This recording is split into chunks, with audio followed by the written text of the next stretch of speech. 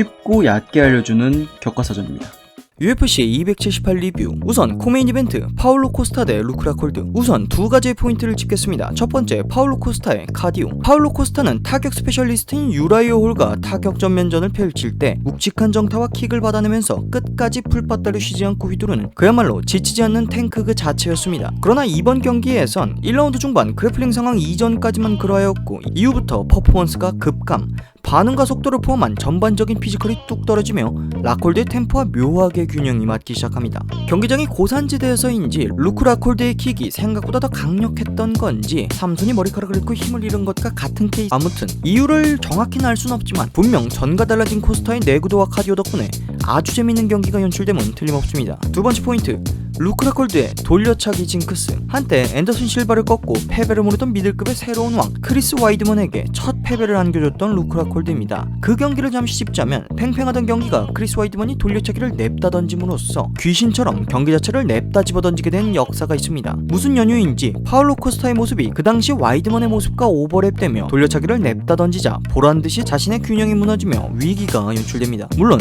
체력이 바닥난 루크 라콜드가 이 기회를 살리진 못하여 와이드먼전과 같은 결과를 내진 못했습니다. 왠지 모를 아쉬움이 남습니다. 아무튼 농담 반 진담 반의 포인트를 설명할 만큼 두 선수의 전술적인 포인트가 딱히 경기력에 중요한 역할을 한 것 같진 않았습니다. 또 특별한 부분 역시 보이진 않았습니다. 오히려 두 선수의 바닥난 체력으로 하여금 명경기가 연출되었고 루크 라콜드의 처절한 투지가 빛났으며 파울로 코스타의 떨어진 폼에 대한 여러 의구심을 갖게 한 경기라고 생각합니다. 다음 메인 이벤트 웰터급 타이틀전 카마루 우스만 대 리온 에드워드. 이 역시 두 가지의 포인트를 짚고 넘어가겠습니다. 첫 번째 포인트, 리온 에드워드의 그래플링 발전. 리온 에드워드는 이번 경기를 통해 카마루 우스만을 테이크다운시킨 UFC 최초의 선수로 기록될 만큼 1라운드에 우스만을 상대로 탑 마운트를 점유하고 백 마운트까지 잡은 채 라운드 마무리라는 누구도 해내지 못한 모습을 보여줍니다. 이는 그래플링에 대한 준비가 철저했다는 인터뷰 내용과 일맥상통합니다만 사실 테이크다운 디펜스, 즉 수비적인 영역에서 그리 큰 발전을 이뤘다고 보긴 어렵습니다. 실제로 데이터 지표 역시 1차전이 조금 더 나은 걸로 통계될 만큼 리온 에드워드는 지난 1차전에서도 우스만의 그래플링을 생각보다 잘 대응했으며 클린치 레슬링 상황에서의 포지션 회복 역시 썩 괜찮은 모습을 보였습니다. 나아진 부분, 그러니까 달라진 부분이 있다면 1차전 당시 수비 일변도의 모습으로 우스만의 그래플링에서 벗어나려 했던 모습과는 달리 2차전에선 클린치 상황 시 니킥을 섞어두는 등 기회가 있을 때마다 우스만의 균형을 공략, 즉 공격적으로 대치는 방향으로 운영이 바뀌었습니다. 그 결과 1라운드 만에 우스만의 100% 테이크다운 디펜스 기록을 박살내며 우스만의 당황을 얻어냅니다. 물론 딱 그것뿐. 2라운드부터는 체력이 빨리며 사실상 전반적인 모든 그래플링 부분이 잠식당하긴 합니다. 두 번째, 깜짝 하이킥.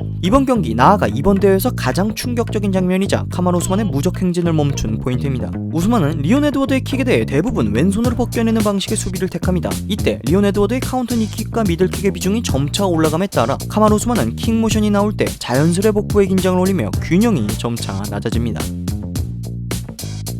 이때 가짜 원투아이 셋업에 대한 반응을 그러니까 왼손에 대한 반응과 복부에 집중시킨 기존 킥 반응이 맞물려 생각도 못한 하이킥에 침몰당하게 된 것. 2라운드부터 4라운드까지 모든 라운드를 평소대로 지배하는 데 성공하며 포인트 싸움에서 앞서자 5라운드에선 자연스레 시간을 보내며 안전하게 짤짤이 운영하는 모습이 오히려 독이 된 꼴입니다. 결과론적이지만 차라리 전 라운드와 같이 계속해서 압박하며 클린치 압박을 했더라면 스무스하게 판정승을 따내며 기존의 무패 행진을 확실히 이어나가지 않았을까 싶습니다. 지극히 개인적인 견해로 이번 경기 결과의 가장 큰 요인이 우스만의 방심에 의한 사고로 보일 정도로 두 선수가 3차전에서 준비해야 할 무게가 사뭇 다릅니다. 에드워드는 이번 2차전에서 우스만의 스트레이트 게임을, 즉 앞선 싸움을 크게 무서워하지 않았습니다. 오히려 중앙에서 걸어오는 레벨 체인지, 즉 태클 빌드업을 견제하였고 케이지로 빨아들이며 그래플링 상황 시 케이지 레슬링으로 비벼보겠다는 심산으로 우스만의 압박에 경기 극초반까지만 해도 상당히 좋은 모습을 보입니다. 이게 또 생각보다 유효한 게 리온 에드워드가 타격 스킬이 상대적으로 더 좋기에 우스만이 스트레이트 게임에서 우위를 점하지 못한 채 케이지로 압박을 하는 모양새가 되었고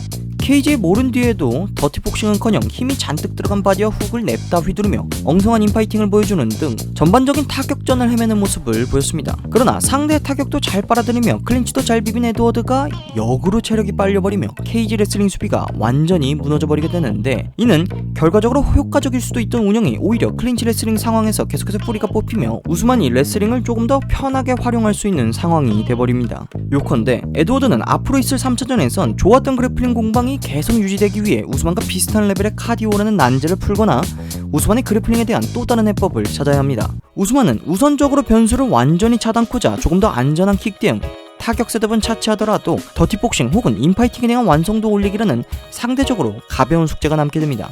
지극히 개인적으로는 두 선수의 3차전이 특별한 점 없이 성사된다면 아마 우스만이 복수에 성공하지 않을까? 그만 알아봅시다.